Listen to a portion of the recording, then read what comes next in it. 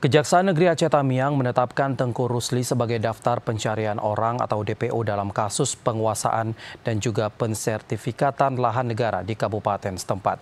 Ia ditetapkan sebagai DPO sejak 8 Januari setelah 3 kali mangkir dari panggilan kejaksaan untuk dilakukan eksekusi. Kepala Kejaksaan Negeri Aceh Tamiang Yudi Syufriadi mengatakan penetapan Tengku Rusli sebagai tersangka dilakukan berdasarkan putusan Mahkamah Agung Republik Indonesia tertanggal 24 September 2024.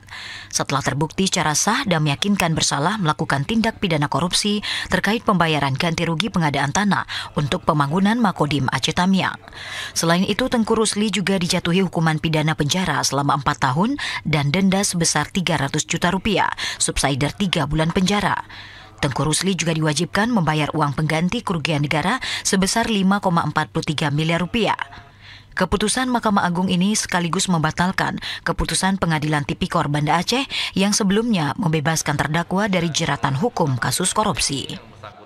Dan sampai dengan saat ini yang bersangkutan telah ditetapkan sebagai DPO dikarenakan daripada putusan ini kami telah melakukan pemanggilan sampai 3 kali kepada bersangkutan, namun tidak menghadiri panggilan kami, dan kami juga sudah mendatangi rumah yang bersangkutan pun tidak ada berada di rumah. Jadi bagi masyarakat siapapun yang melihat atau mengetahui keberadaan saudara Tengku Rusli ini segera melaporkan kepada Kejaksaan Negeri Tamiang atau Kejaksaan Negeri setempat.